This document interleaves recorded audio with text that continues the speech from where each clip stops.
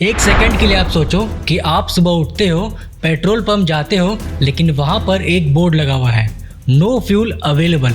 ठीक है, एक दिन की बात है, कल मिलेगा, लेकिन कल भी वही बोर्ड, परसों भी वही बोर्ड, अगले हफ्ते भी वही बोर्ड। अब क्या होगा? जो ट्रक आपका खाना लाती है वो ट्रक रुक चुकी है, फ्लाइट्स बंद हो गए हैं, फैक्ट्रीज बंद हो गई है, हॉस्पिटल्स भी पावर बैकअप पर चल रही है, लेकिन वो भी सिर्फ कुछ घंटों के लिए ही।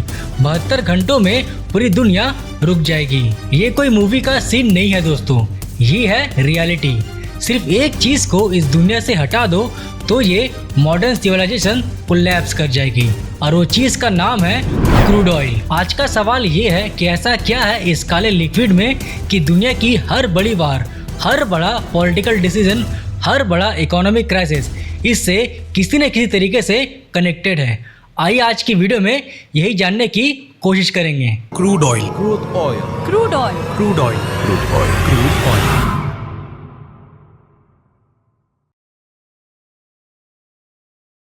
आइए पहले बेसिक्स को क्लियर करते हैं। आज से करीब 30 से 40 करोड़ साल पहले, जब इस धरती पर डायनासोर्स भी मौजूद नहीं थे, समुद्र की गहराइयों में छोटे छोटे टैनी ऑर्गेनिज्म हुआ करते थे, प्लैंकटन और एगली, छोटे छोटे समुद्री जीव। जब ये मरे तो समुद्र के नीचे बैठ गए और उसके ऊपर जम गई मिट्टी और पत्थर की परत। मिलियंस ऑफ ईयर्स तक एक्सट्रीम प्रेशर और हीट ने इस ऑर्गेनिक रिमेन्स को कन्वर्ट कर दिया एक चीज में, और वो चीज है क्रूड ऑयल। अब ये अपने आप में यूजलेस है, लेकिन अगर इसे रिफाइन करो तो देखो क्या क्या चीज बनकर सामने आती है। पेट्रोल, जिससे आपकी बाइक चलती है, डीजल, जिससे जनरेटर्स और आपके कार चलते हैं और ट्रक चलते हैं, एविएशन फ्यूल, जिससे फ्लाइट उड़ती है, एलपीजी, जिससे आपके घर के रसोई में खाना बनता है, प्लास्टिक, जिससे पानी की बोतल और कपड़े की सिंथेटिक फाइबर और भी बहुत कुछ बनाया जाता है, मेडिसिन्स, जी हाँ, काफी सारे फार्मास्यूटिकल्स पेट्रोलियम से बनाए जाते हैं, फर्टिलाइजर्स, जो खाना आप खाते हो वो ऑयल बेस्ड फर्टिलाइजर से उगता है। मतलब आप समझो, आप ऑयल को सीधा पीते नहीं हो, लेकिन सुबह उठने के बाद से लेकर रात को सोने तक आप जिस भी चीज को यूज करते हो उसमें कहीं ना कहीं ऑयल मिला हुआ होता है। ये मॉडर्न लाइफ की नींव है। चलो नंबर्स की बात करते हैं, क्योंकि नंबर्स झूठ नहीं बोलते हैं। पूरी दुनिया एक दिन में approx 100 million barrel oil consume करती है। जी हाँ, एक दिन में, और एक बैरल में होते हैं 159 लीटर्स, मतलब 15.9 अरब लीटर्स हर 24 घंटे में। मतलब आप जरा सोचो कि अगर इसे किसी एक जगह पर इकट्ठा कर दिया जाए तो इससे 6000 ओलंपिक के स्विमिंग पूल्स भर सकते हैं, और वो भी हर रोज। इतना ऑयल कौन प्रोड्यूस करता है? अमेरिका, सऊदी अरेबिया और रशिया, ये तीनों कंट्रीज मिलकर दुनिया के 40% ऑयल प्रोड्यूस करती है। और कंज्यूमर कौन है? अमेरिका, चाइना और भारत। जी हाँ, आपने सही सुना, भारत दुनिया की 3rd लार्जेस्ट कंज्यूमर है ऑयल के मामले में, और इंडिया अपने ज़रूरत के 85 से 90% ऑयल इंपोर्ट करती है। जब भी इंटरनेशनल मार्केट में ऑयल का प्राइस 10 रुपये प्रति बैरल बढ़ता है तो भारत का import bill billions of dollars में बढ़ जाता है, जिससे पेट्रोलियम महंगा होता है और भारत में इन्फ्लेशन भी बढ़ जाता है,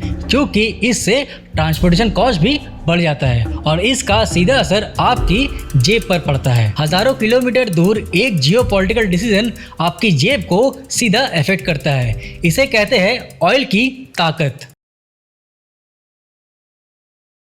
अब टाइम में थोड़ा पीछे चलते हैं। साल 1908 में एक British company, Anglo Persian oil company, आज की ब्रिटिश पेट्रोलियम ने पर्शिया में, यानी कि आज के ईरान में एक बहुत बड़ा ऑयल फील्ड डिस्कवर किया, जिसके तुरंत बाद ब्रिटिश सरकार ने इस कंपनी को अपने अंडर में ले लिया, क्योंकि ब्रिटिश सरकार एक चीज जानती थी जो पूरी दुनिया नहीं जान रही थी। उन्हें पता था कि जो ऑयल कंट्रोल करेगा वो फ्यूचर को कंट्रोल करेगा। वर्ल्ड वॉर 1 आया, जर्मनी के पास अच्छी आर्मी थी, लेकिन फिर भी जर्मनी ये जंग हार गई। ऐसा क्यों? क्योंकि फ्यूल खत्म हो गया। ब्रिटिश नेवल ने जर्मनी के ऑयल सप्लाई को कट कर दिया। लिटरली ये वार ऑयल पर लड़ी गई। फिर वर्ल्ड वॉर 2 आया। हिटलर का प्लान सिर्फ जमीन जीतना नहीं था, हिटलर का प्लान था बाकू के ऑयल फील्ड्स। और जापान, 1941 में जापान ने पर्ल हार्बर पर अटैक क्यों किया? क्योंकि अमेरिका ने जापान पे ऑयल एम्बार्गो लगा दिया था। जापान का 80% ऑयल सप्लाई बंद हो गया।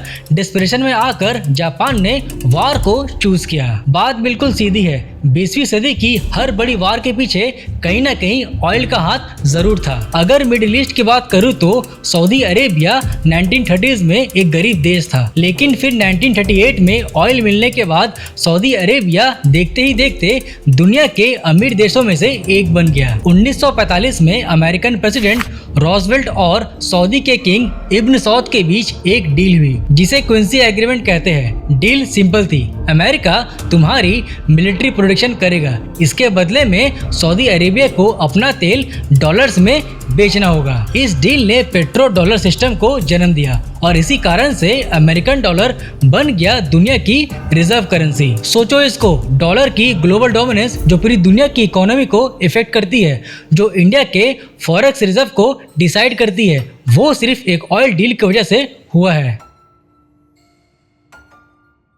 1960 में Saudi Arabia, Iran, Iraq, Kuwait और वेनेजुएला ने मिलकर एक संस्था बनाई, OPEC, Organization of Petroleum Exporting Countries. इसका मकसद सिर्फ एक ही था, मिल के ऑयल प्रोडक्शन को कंट्रोल करो और इसके प्राइस को अपने हाथ में रखो। और 1973 में उन्होंने पूरी दुनिया को दिखा दिया कि उनके हाथों में कितना पावर है। इससे हुआ क्या, 6 अक्टूबर 1973 में जब यौम किपुर वार में अमेरिका और वेस्टर्न कंट्रीज ने जब इसराइल का साथ दिया, तो अरब ओपेक मेंबर्स ने एक फैसला किया कि अमेरिका और वेस्टर्न कंट्रीज को ऑयल नहीं बेचेंगे और एक ही रात में ऑयल की कीमत 4 गुना हो गई। अमेरिका के पेट्रोल पंप पर लंबी लंबी लाइन लग गई, उनकी इकोनॉमी रिसेशन में चली गई और यूरोप में भी इन्फ्लेशन बढ़ गया। वर्ल्ड की सबसे पावरफुल इकोनॉमी ने भी अपने घुटने टेक दिए, क्योंकि एक संस्था ने ऑयल की सप्लाई रोक दी थी। इसीलिए कहते हैं ऑयल इज अ वेपन। आज भी जब ओपेक प्लस, जिसमें रशिया भी शामिल है,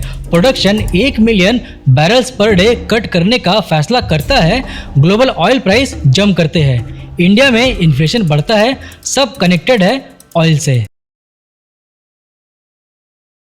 अब उन वार्स की बात करते हैं जो आपने अपनी जिंदगी में देखी है। इराक वॉर 2003 में अमेरिका ने इराक पे इन्वेजन किया और इसका रीजन बताया weapon of mass destruction. UN ने छानबीन की, लेकिन वहां पर कुछ मिला ही नहीं, क्योंकि वहां पर वीएमडीज थी ही नहीं। लेकिन इराक के पास था दुनिया का दूसरा सबसे बड़ा प्रूवन ऑयल रिजर्व। वॉर के बाद अमेरिकन और ब्रिटिश ऑयल कंपनीज को इराक ऑयल फील्ड्स के कॉन्ट्रैक्ट्स मिले।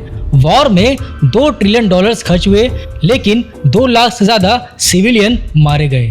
क्या ये डेमोक्रेसी के लिए था या ऑयल के लिए? लीबिया 2011, नाटो ने गद्दाफी को हटाने के लिए हेल्प किया, लेकिन यहाँ पर एक इंटरेस्टिंग फैक्ट है। गद्दाफी ने प्रपोज किया था एक oil backed African currency, gold दिनार, जिसमें अफ्रीकन नेशंस अपना ऑयल डॉलर की जगह इस करेंसी में बेचते। अगर ऐसा होता तो पेट्रो डॉलर सिस्टम को सीधा टक्कर मिलती और अमेरिका का डोमिनेंस खत्म हो जाता। गद्दाफी के अनाउंसमेंट के बाद उन्हें हटा दिया गया। सीरिया, लोग पूछते हैं कि इतने बड़े ग्लोबल पावर्स सीरिया के सिविल वार में क्यों घुसे? क्योंकि सीरिया के बीच से एक प्रपोज्ड गैस पाइपलाइन गुजरती कतर से यूरोप तक, जो सीरिया कंट्रोल करती। वो यूरोप की एनर्जी सप्लाई को कंट्रोल करती।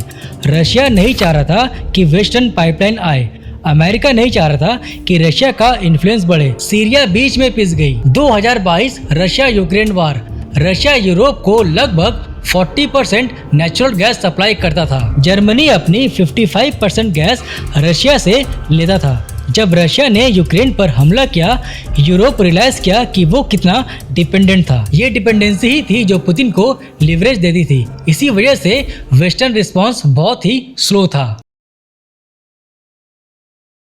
अब इंडिया की बात करते हैं। इंडिया अपने ज़रूरत का 85 से 90% क्रूड ऑयल इंपोर्ट करता है और ये एक बहुत ही बड़ा डिपेंडेंसी है। सोचो अगर इंटरनेशनल मार्केट में ऑयल का प्राइस $10 पर बैरल बढ़ जाए तो इसका इंडिया पे बहुत ही बड़ा असर पड़ेगा।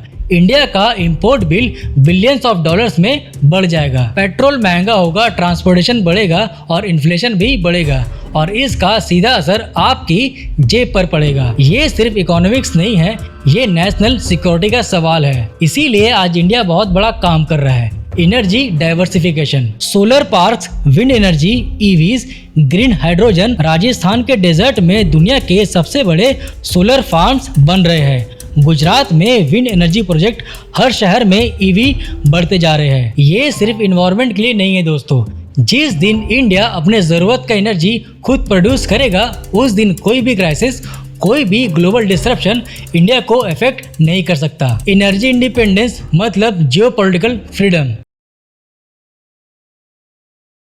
तो अब सबसे बड़े सवाल पे आते हैं। ईवीज है, सोलर है, एनर्जी विंड्स है, हाइड्रोजन है, तो क्या ऑयल का डोमिनेंस खत्म होने वाला है? तो इसका सीधा जवाब है धीरे धीरे हाँ, लेकिन उतना भी जल्दी नहीं जितना जल्दी लोग सोच रहे हैं। इंटरनेशनल एनर्जी एजेंसी कहती है ऑयल डिमांड 2030 के आसपास पीक करेगी, उसके बाद धीरे धीरे गिरेगी। लेकिन ये भी सच है कि 2050 में भी सबसे ऑप्टिमिस्टिक सिनेरियो में दुनिया को 60 से 70 million barrel oil per day चाहिए होगी, क्योंकि ऑयल सिर्फ फ्यूल नहीं है, प्लास्टिक है, केमिकल्स है, मेडिसिन्स है, मटेरियल्स है जिनका कोई क्लीन सब्स्टिट्यूट अभी एग्जिस्ट नहीं करता। सऊदी अरेबिया ये जानता है, इसीलिए सऊदी अरेबिया ने विजन 2030 पे बिलियंस ऑफ डॉलर्स खर्च किए हैं। इकोनॉमी को डाइवर्सिफाई करो ऑयल के इररिलेवेंट होने से पहले। अमेरिका इस बात को जानता है, इसीलिए वो दुनिया का सबसे बड़ा ईवी प्रोड्यूसर है और दुनिया का सबसे बड़ा ऑयल प्रोड्यूसर भी है। और नया गेम क्या है? Lithium, cobalt, rare earth minerals जो बैटरीज और ईवीज के लिए चाहिए। 21वीं सदी का वॉर इन रिसोर्स के लिए लड़ा जाएगा, ठीक वैसे ही जैसे 20वीं सदी में ऑयल के लिए लड़ा गया था। गेम खत्म नहीं होता है, बस रिसोर्स बदल जाते हैं।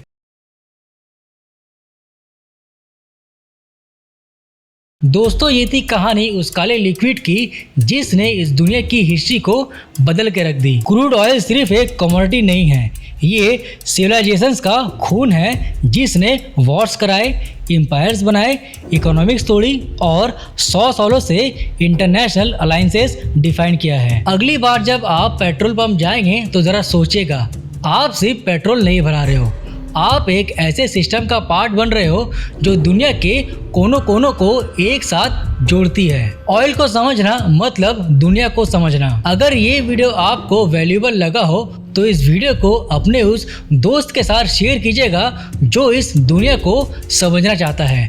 चैनल को सब्सक्राइब कर लीजिए। मिलते हैं मेरे नेक्स्ट वीडियो में, तब तक के लिए जय हिंद।